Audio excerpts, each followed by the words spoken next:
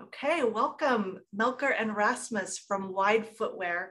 Thank you so much for joining me on Unbox today. I'm super excited to talk to you both for reasons that we were just discussing before we started the recording.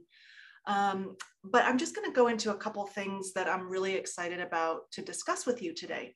So I've been looking forward to this podcast for a couple of weeks now, because when I go to your website, well, first of all, Wyde, the name of your shoe brand is perfectly straightforward, and I think we'll talk about that. But your website is very simple and elegant and aims to educate people, which I think we can get into later on as well. But what really stuck out to me when I was looking at your website and your shoes was the true, honest width of the toe box at the tips of the toes. And the part where you say that you are going to be uncompromising in the shoe design. And also another thing I'm so excited to talk to you about is like how you talk about in the frequently asked questions about how you're working to change the perception of what a shoe should look like. And so I'm really keen to talk with you both about this. So I was thinking that maybe a great place to start would be to hear, well, then one other thing I'm really super excited to talk about is that you're tennis players at high levels, and this seems to be a very small but growing number of people. So I really want to talk about that too. So I want to just talk with each of you about your individual backgrounds, and then why natural footwear, why feet, and how Wyde came to be. So I'll just leave it there and give it over to you. Yeah, well, first of all, thank you for having us. We've been looking forward to this as well. Always fun to talk about our mission and what we stand for and why we exist, why we started the company in the first place. So you touched on a few things there. Of course, our mission is to restore our innate human foot function in as many people as possible. And we see it as an extremely long-term project. We're not in it for 1 or 2 or 3 years. This is a decade long project, and we hope to, by in the next 10, 20, 30 years, make a big impact in terms of help shift a little bit the look in society of what a shoe should look like, and we hope to play a small or big part in doing that. And I think why we exist in the first place is because we both had a frustration with everything that was on the market that we didn't think was optimal for us. And we can go into the specifics later. Rasmus can talk about it. He's more qualified to do it than me. But yeah, I think that's like the root of it, to do something good for the world and to really play our part in helping a lot of people. Yeah, like the Wyde toe box, we can come into more details later, but I think that's a big part for us because we have wide feet, and many people do, and the Wyde toe box really makes it happen for the foot to function as properly as we want, with the big toe line and the Myers line and technical stuff like that. But yeah, it's been a journey, and it's fun to being started now. Yeah, and I think a big thing for us is too that we, even though I've worked in fashion before, and of course Rasmus has had another background, but I think we were both a little bit naive on how hard it is to make a shoe, which I think is a good thing, because that means we took it on without actually knowing that we were going to have hundreds of headaches in the process of making it, and fighting to refusing to use any existing tooling in the factories, and really being tough on that and getting exactly what we wanted. So 2 years later in the development process, we made it, and we're happy to finally have a shoe on the market. But it's been a journey, but I think we're very pleased with where we're at. Yeah, we're very happy that we never compromised with function, because that was one of our biggest things, to never compromise with, for example, the toe box shape. And everyone wants us to make it more narrow, but we refuse that and stuff like that. Oh my gosh. Thank you for doing that. I want to say congratulations, because I know secondhand from lots of different shoe companies and people who are trying to do what you're doing that just abandon the whole project because of the very headaches and the bucking the system and all the things. So I just want to personally thank you for not compromising. But I want to talk about like each of you individually. Like, so what your background in tennis and other sports, and or just being a human with a foot and foot function, like what like did you grow up being barefoot? Like how did you come upon the idea that the feet are like magical tools that our bodies underutilize because of our footwear? And just maybe go into a little bit of like your journey from before to now, like why feet, why natural footwear? Yeah, I think for me, we both played tennis our whole lives, and I think, you know, I've always had a lot of pain from wearing tennis shoes on the court. I thought it was completely normal to just have a 3-week period where you have to break in the shoes. You're going to have a lot of pain. And then, you know, even though the shoe is not shaped after my foot, you just assume that all the big companies know what they're doing. Of course, you know, the big brands will make the best possible shoe for my feet. So why even question that?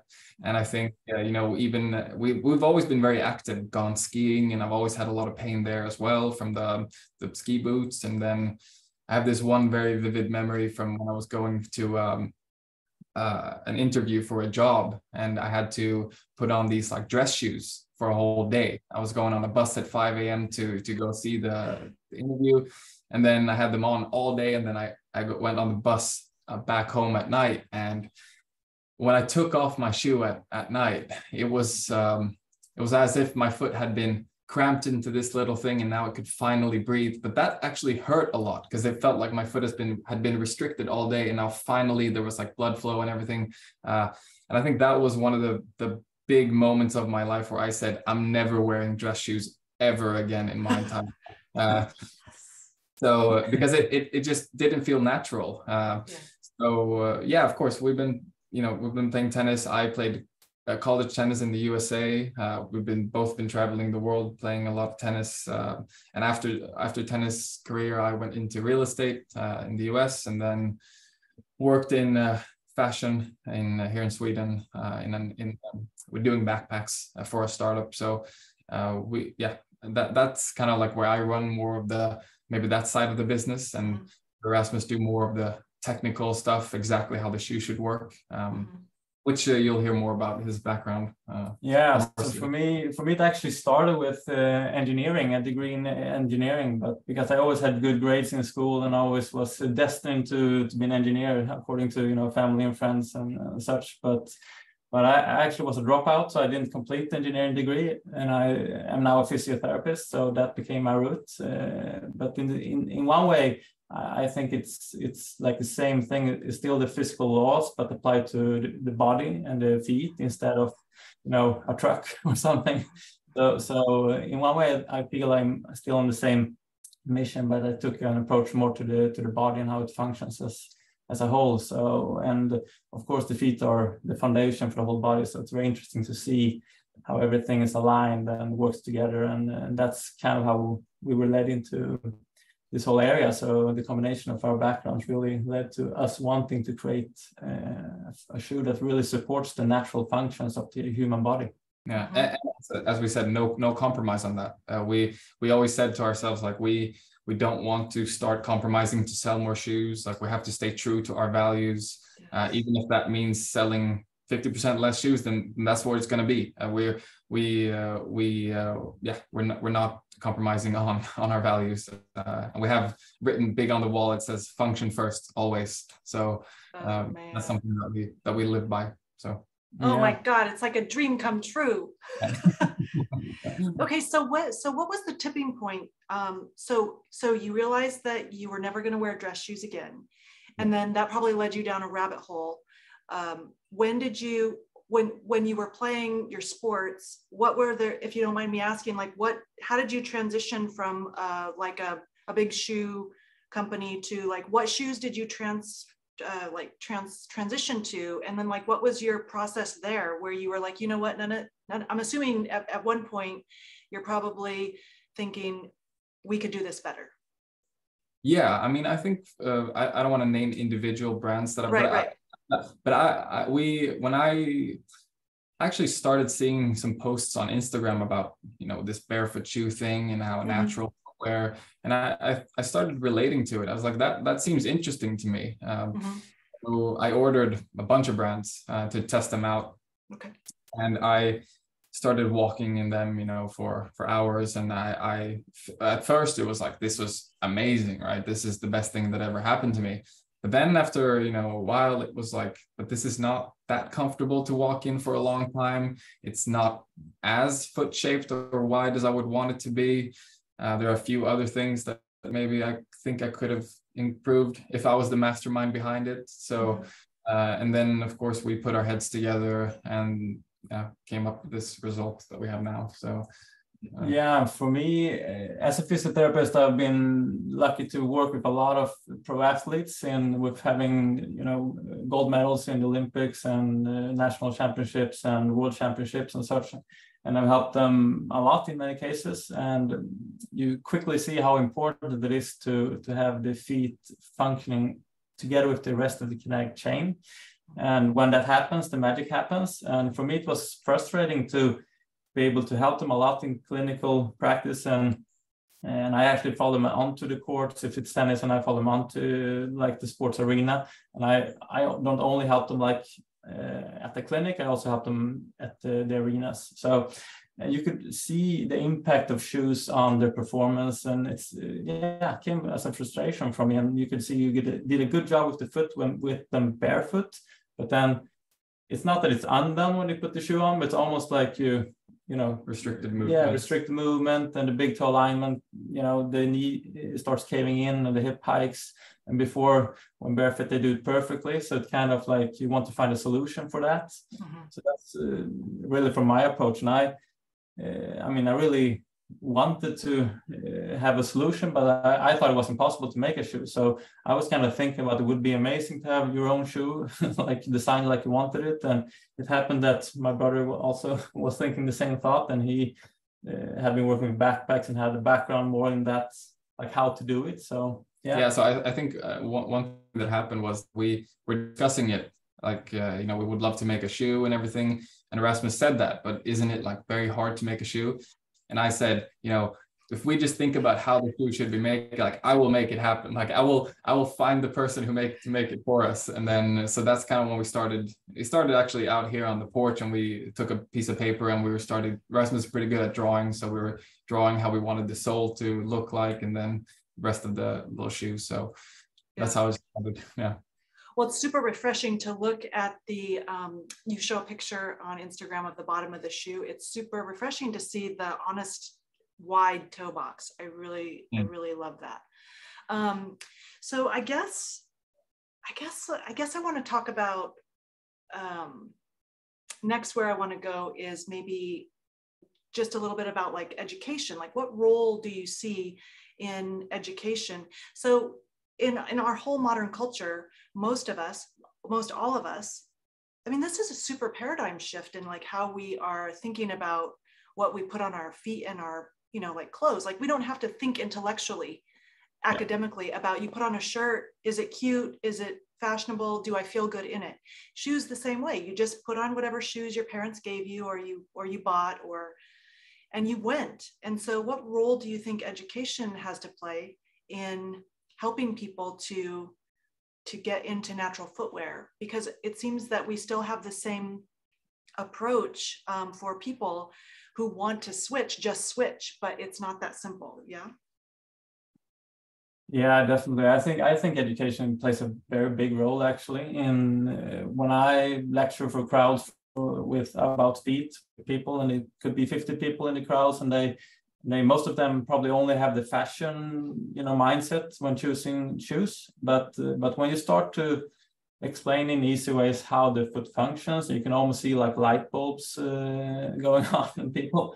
I think education is a big part of people wanting more foot shaped shoes. Like almost during like a small lecture, you can see people going from only caring about fashion to actually really wanting to try a foot-shaped shoe and are very open to it, from maybe being not so open to it. So I think education is a big part, and conveying the message in small, short ways is something that's important for all of us, I think. Yeah, and I think to add to that, I think it's not that Rasmus is like the best salesman of all time. I mean, he's a good salesman, but when he gives a lecture, I've been there in the crowd myself. It's very hard to argue with the different things that is portrayed when you see the foot, how the big toe is supposed to be aligned. It's you can kind of see how people are like, but where has this information been my whole life, right?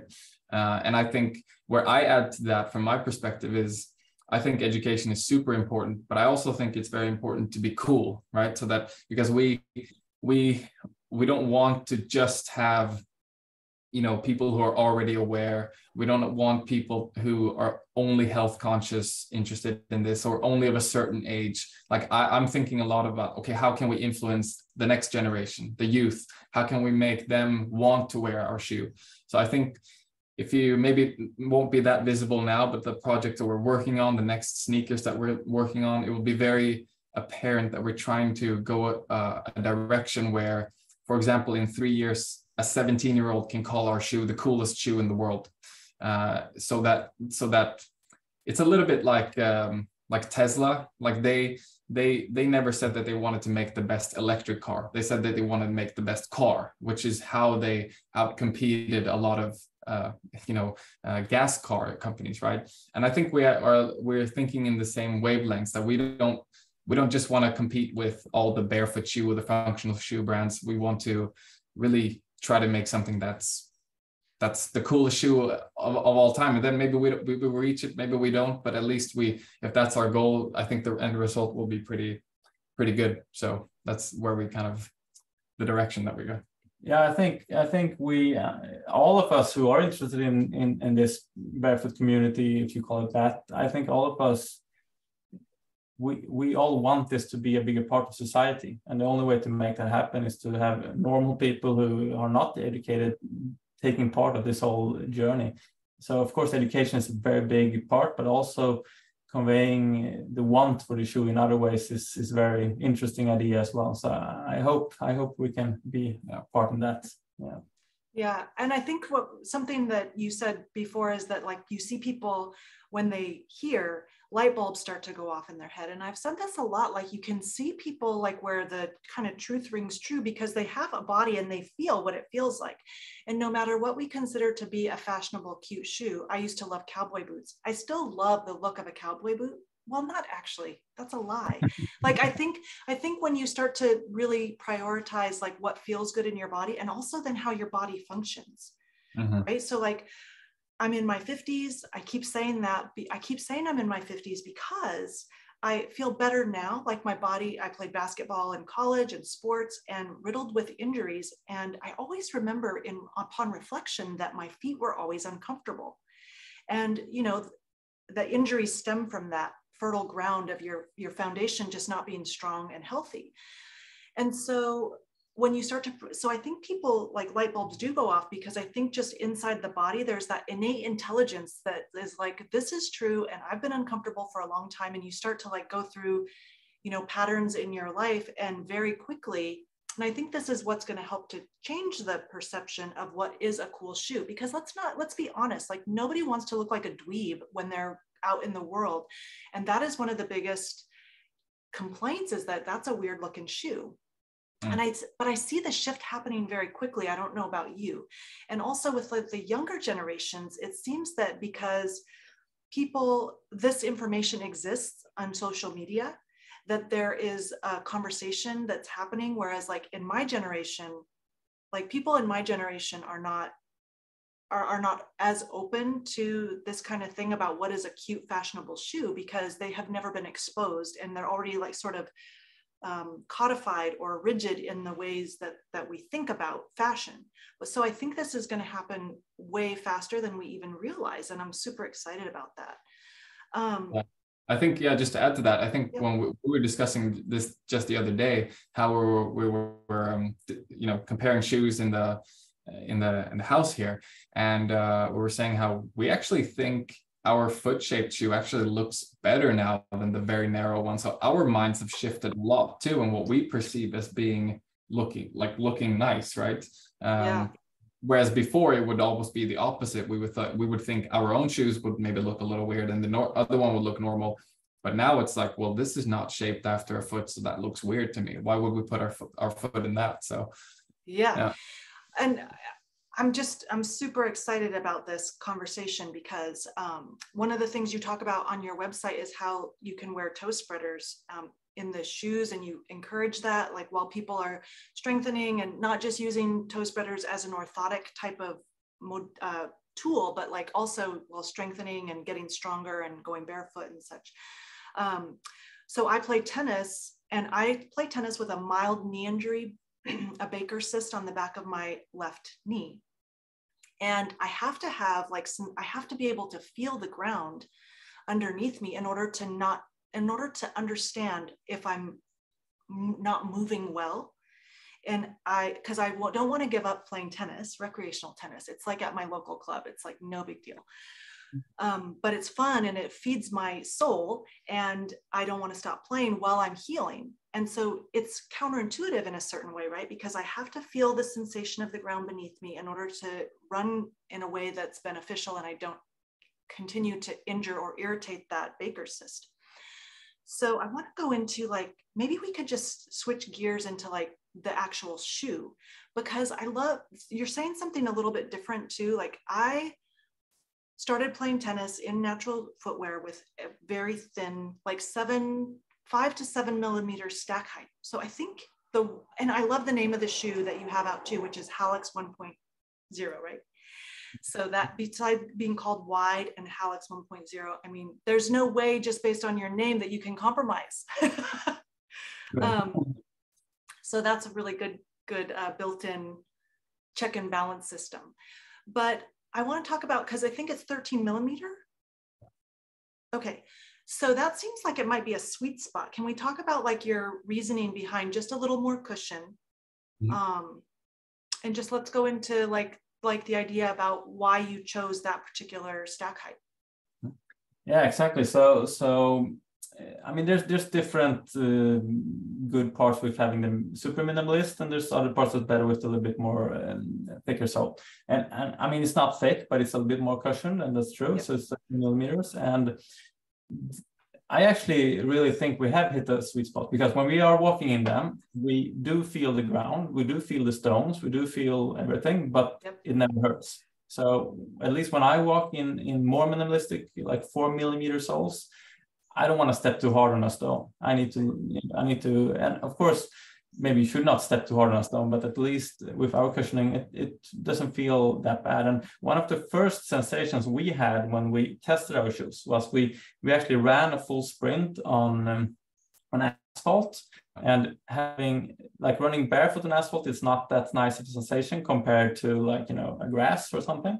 And running with a minimalist shoe is not that nice as well. But running with our Wydes, we actually felt it's enough cushioning to not trigger pain responses and inhibit muscle activation, but it's little enough to really feel the foot doing its job and being aligned and really propelling forward. So it was an amazing aha moment for both of us. I feel so fast, actually. I mean, I guess maybe we were faster, maybe we're not, but the feeling was we could really use the natural running mechanics, because the shoe is not so thick that it hinders the natural mechanics, but it's thin enough to allow for natural mechanics, but at the same time, it's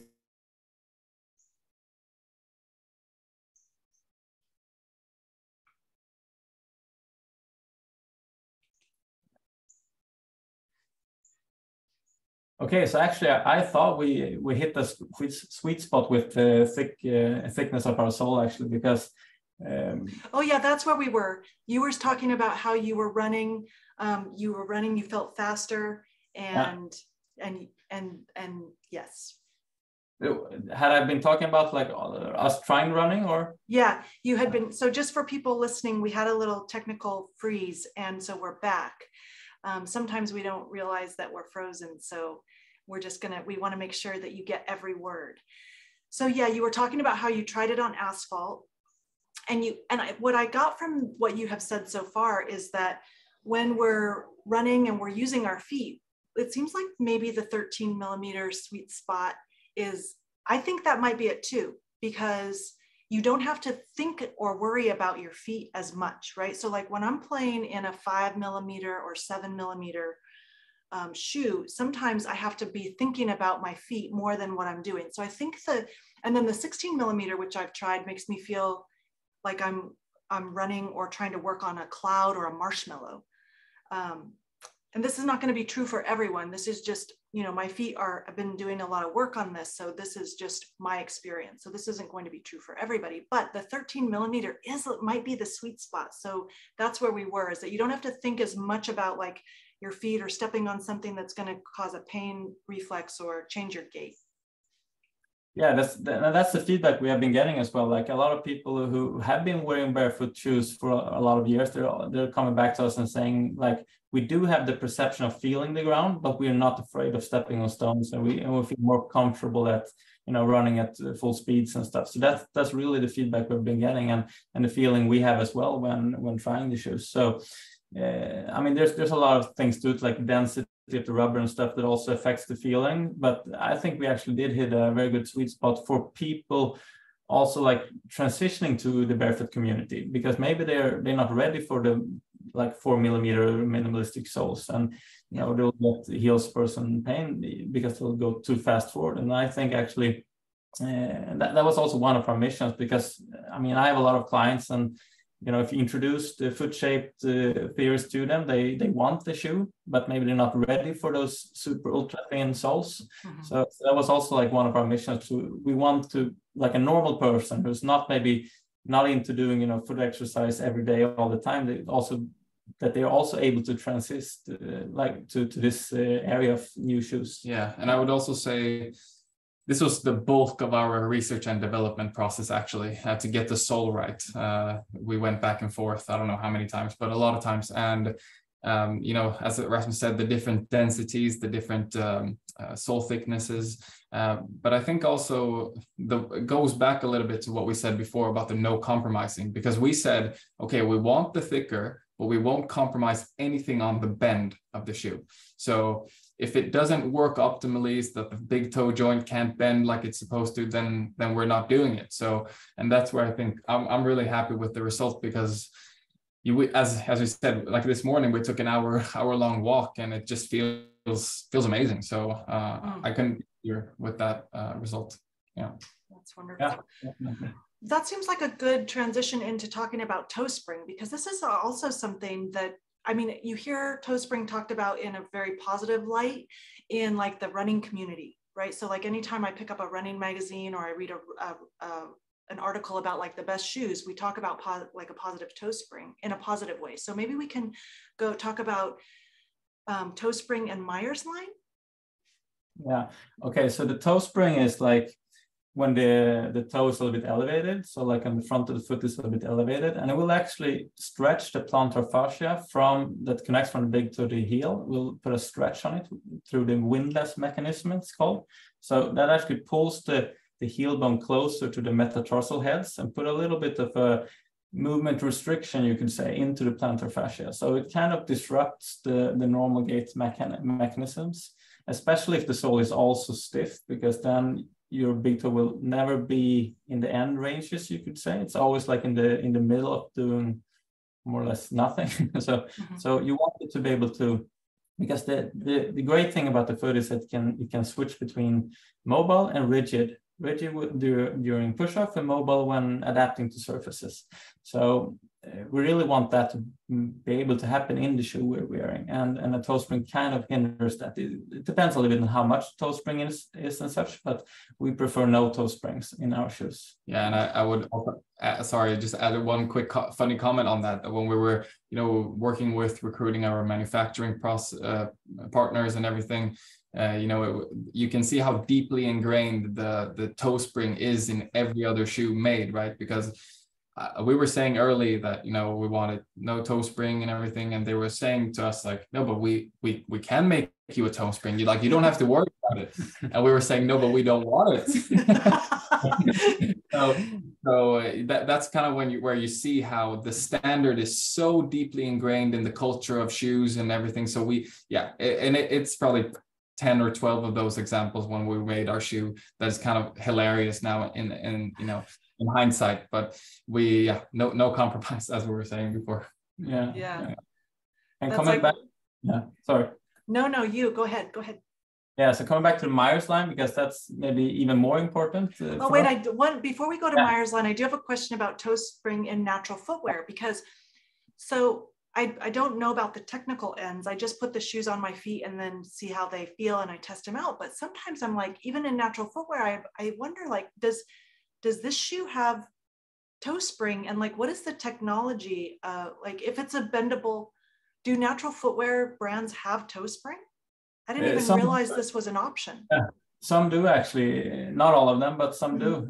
And that was also one of our things that when we create our shoe, that there's like 5 things you can look for. It's toe spring, it's drop, it's the foot shaped toe box, and well, we didn't want to compromise on any of those. So there are good models in 1 or 2 or 3 of them, but like all of them, at least when we looked, we couldn't find a shoe that really completed all of them, like in the way we wanted, at least. So that's like how our mission started, really. So if you were just a lay person and you were like me, like I can't tell which of if the toe elevates at all, does that mean it has toe spring? Like even a little bit?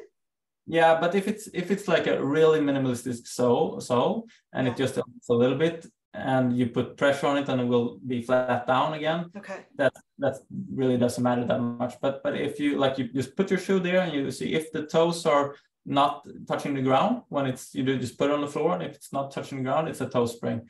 And if it's not bendable, like if you put your foot in it and it doesn't, like you want your big toe and all your toes to touch the ground, and if they don't, then it's a toe spring that will hinder your function of your foot. Yeah.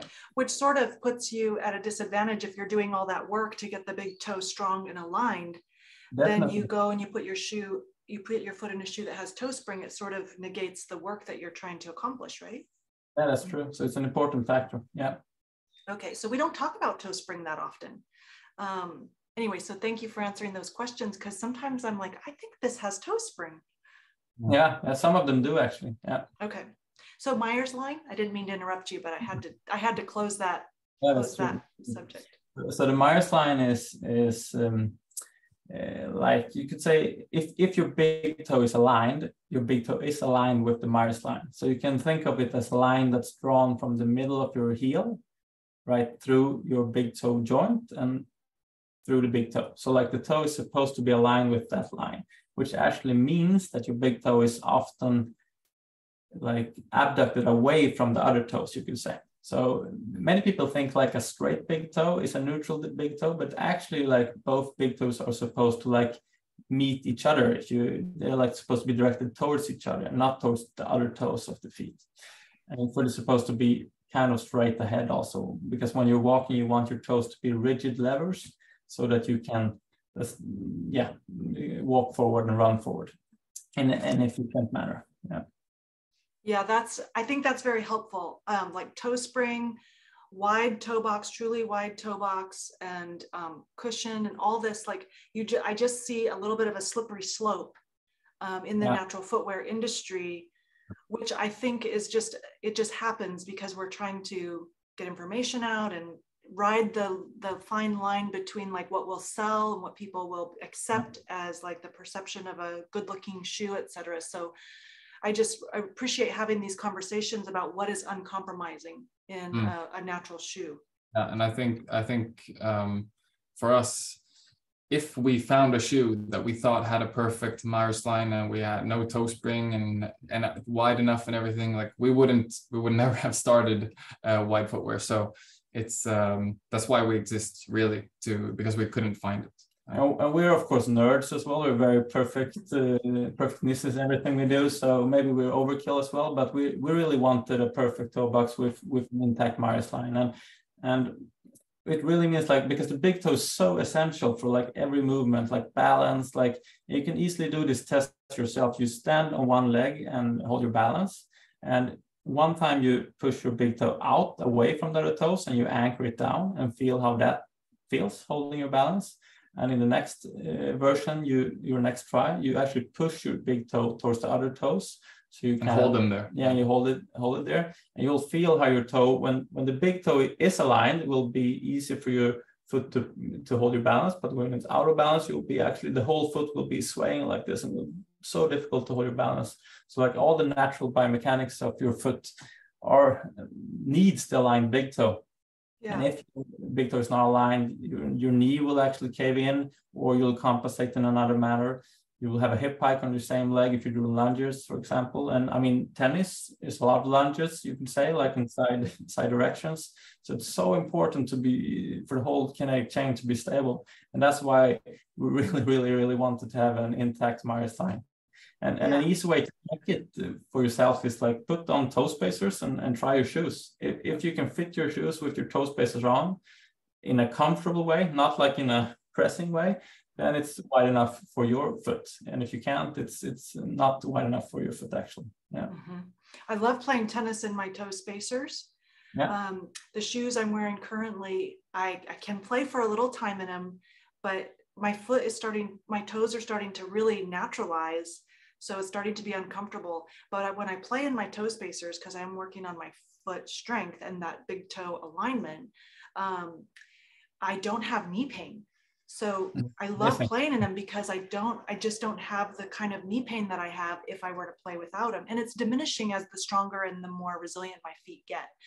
But I think it's worth noting that, you know, when I'm playing in shoes without toe spacers, I can see just how naturally, by my foot being inside the shoe, it will want to sort of move towards the other toes in that, I guess, adducted position, right?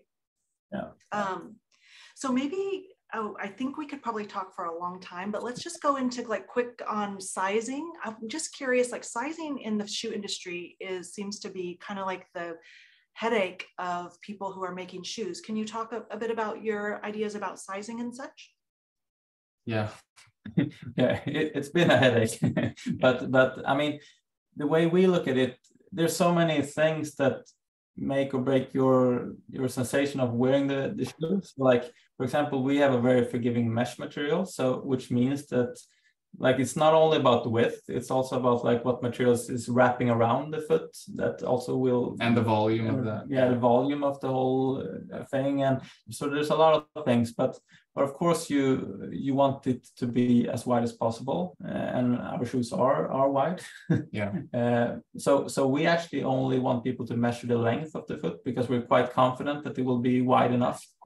Yeah. And if it has happened, I think only a handful of times that people have not felt a great sensation, and then we've just taken the shoes back. So it's for, I would say 99.9% of people who's worn our shoes so far has been happy with the width, I would say. So it's that's why we actually only put the length on our website to avoid, because we don't want someone to not get the sensation because of the misinterpreted width measurement, basically. Sure. Because there's really like two parts of that, because someone can have a narrow foot because it's compensated, because it's a rigid foot on a high arch, and if they take their time to walking a wider shoe with the toe spacers and doing some exercises, their foot will actually be become wider and become more natural functioning, and then that might be the perfect fit for them just a couple of weeks later.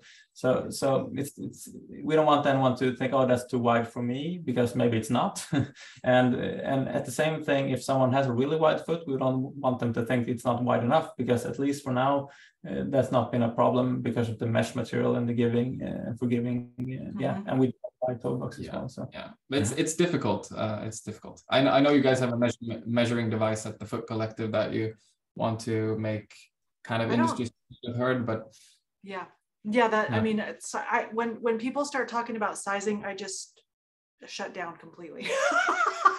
Yeah. And I love that, and I like the simplicity and an elegant design, and the fact that you know, at the Foot Collective, we talk about subtraction rather than addition to obstacles to our foot health and our overall health. And so it just tweaked my interest when you said you want us to measure length only, because that just means another subtraction to keeping things simple, elegant, and so that you can focus on the important stuff. And I think that that flexible mesh upper is brilliant. So I'm really excited. I have a couple more questions and then we'll just wrap it up. And I want to just go to tennis, right? So I'm curious about your ideas on like, I've had this conversation with a few people from the tennis world, and I'm curious about your idea if it's possible for high-level elite athletes, tennis players specifically, can compete in natural footwear. And I know you have something in the works for future for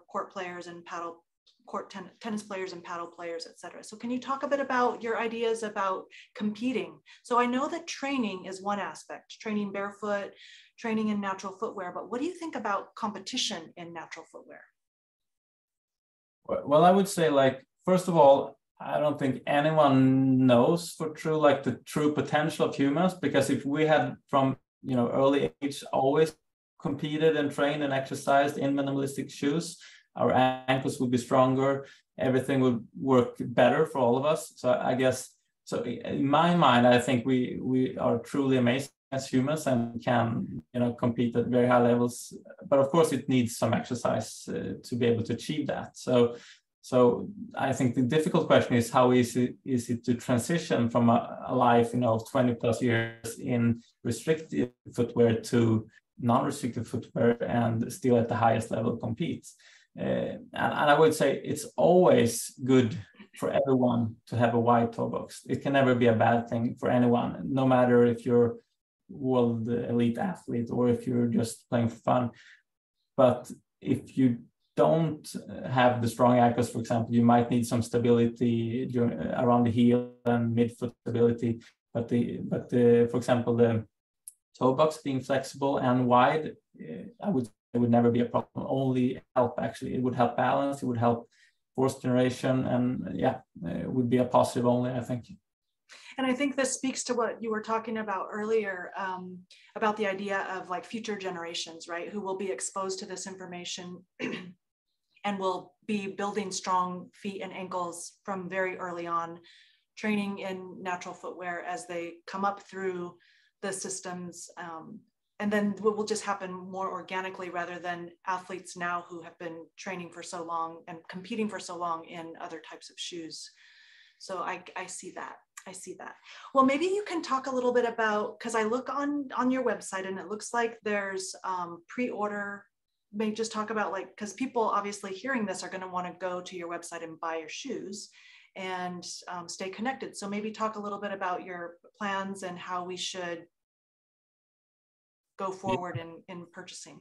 Yeah, so we actually did launch in May first, and then we sold out in a weekend, so that was pretty fun. We're very happy with that. And then of course we have more stock on its way that we're right now selling with pre-order, which should arrive actually later this week and then be able to ship out next week. So it's we unfortunately had to pause shipping to outside of Europe for the first batch here. We might open it up if we can get a good solution here in the next couple of weeks again. Mm-hmm. It's the shipping costs are just insane right now all over the world. So for it to be sustainable with returns and everything, we can't make a huge loss on a sale. So it's difficult, but I think if you ask us in 6 months or a year, we will have a warehouse in North America as well, be able to ship out locally to make it again more sustainable also.